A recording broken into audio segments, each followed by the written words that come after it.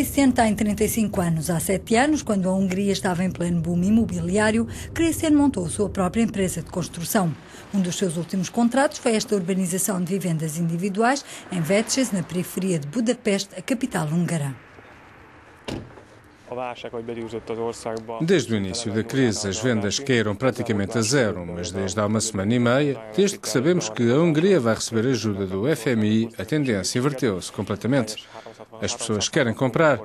E o que notei nesta última semana e meia é que as pessoas querem pagar em dinheiro, em cash. Mesmo assim, Christian não se queixa muito, embora o setor da construção civil seja um dos primeiros a ser afetado pela crise financeira da Hungria. Mais inquietos estão Átila e Andrea. Compraram uma casa há 1 ano com um empréstimo a 25 anos, com uma taxa variável após o primeiro ano. Como muitos húngaros, fizeram um empréstimo em francos suíços porque as taxas de juros eram mais vantajosas do que as dos empréstimos em florins húngaros. Mas a recente depreciação da moeda húngara fez aumentar em flecha a prestação da casa. Por causa da crise, a mensalidade do empréstimo aumentou 20% no mês e isso causa-nos grandes dificuldades. No último ano tivemos de investir muito dinheiro para equipar a casa, mas agora temos mesmo de ter cuidado com as despesas. Com o aumento da mensalidade mais o aumento dos preços nestes 2 últimos meses, temos de calcular em detalhe as compras que fazemos. E tivemos de renunciar a certos projetos, como as férias, por exemplo. Também queríamos um segundo filho, mas vamos certamente esperar ainda 3 ou 4 anos.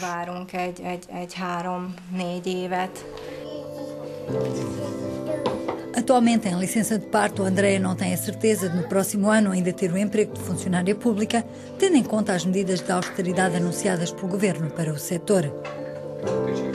Átila também está preocupado. Trabalha para uma empresa estrangeira que, por causa da crise, congelou os seus projetos de desenvolvimento na Hungria. O pai de Átila estima que o país não está bem preparado para a economia de mercado, sobretudo com um Estado de Providência herdado da época comunista demasiado caro.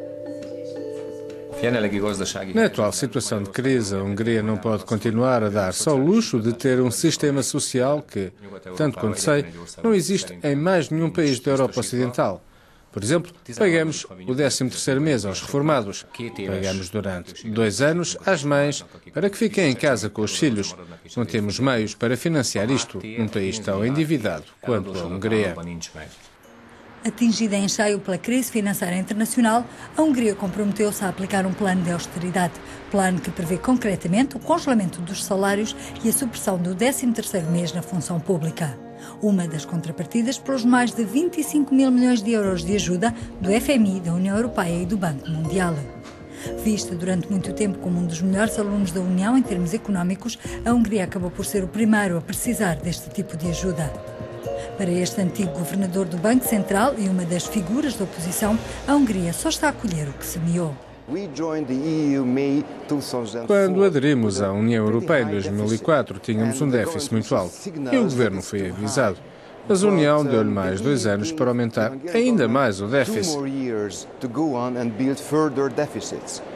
O mecanismo europeu de controlo revelou-se muito fraco, dando mais tempo ao governo húngaro para continuar a gastar o dinheiro dos contribuintes. E agora estamos a pagar por isso.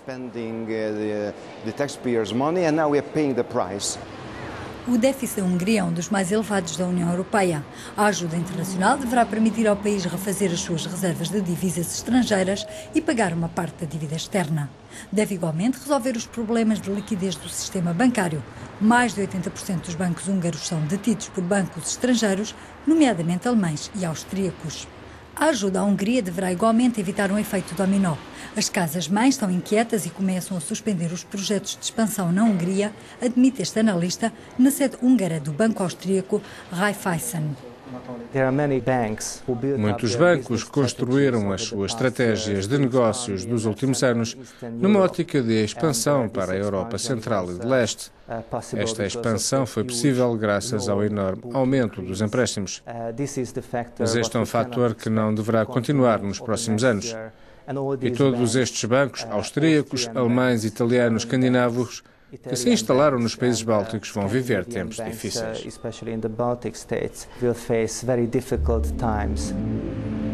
A crise do crédito também não poupa as empresas húngaras. Lajos Chiki BG é um dos maiores concessionários automóveis de Budapeste, mas a sua empresa foi obrigada a despedir 15 empregados. E segundo as estimativas, um quarto das empresas do setor acabará por declarar falência.